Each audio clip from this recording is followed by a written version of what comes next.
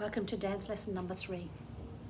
This week we are working on shape as our dance element, and we're also going to be looking at verbs, that's action words in our poem, so that we can help tell the story. Let's see if we can find some verbs in our story.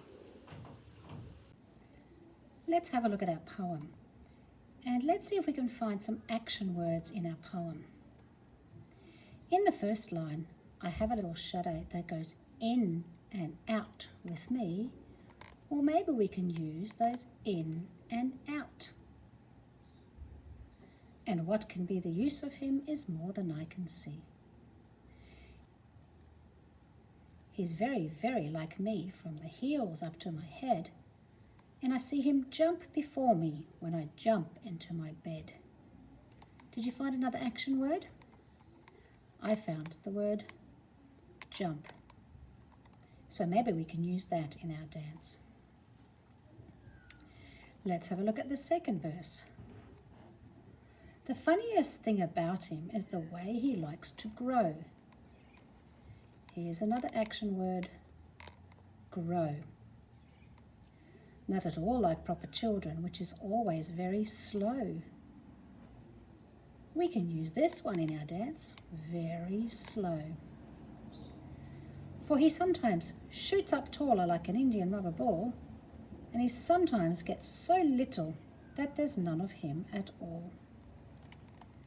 Maybe we could use the idea of shoots up taller, or gets so little. Let's have a look at verse 3.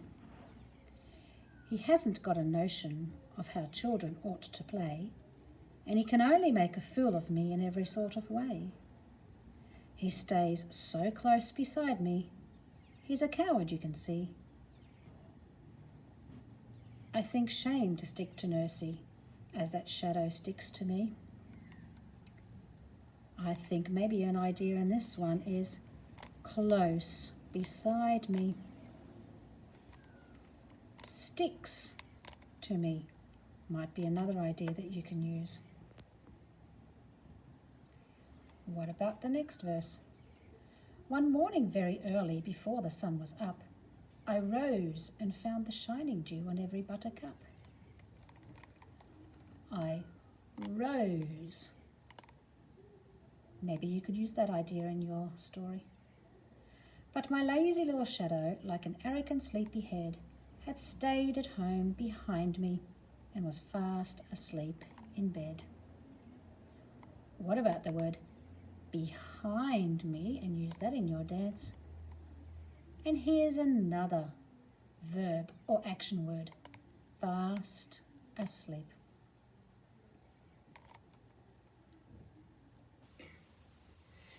Let's see if we can practice some of those verbs or ideas from the poem.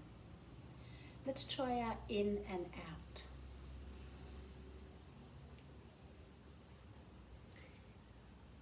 Now remember, the idea is that you're doing shadow dancing with a partner. So if you have a brother or a sister, mum or dad you can work with, that would be great. What about the word jump? Can you jump on the spot, left or right?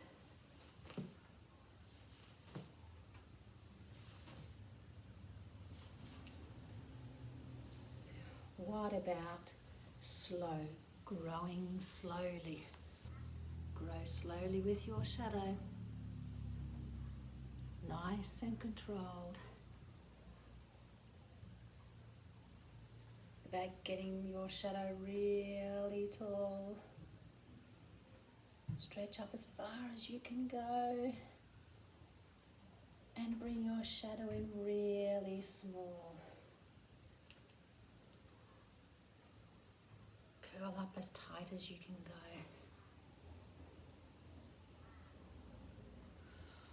What about the word close? So your shadow is really close to you.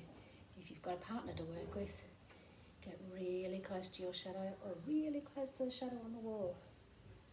can see my shadow behind me.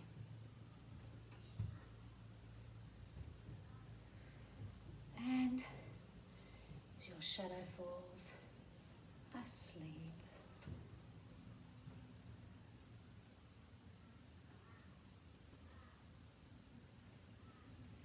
practice some of those ideas this week.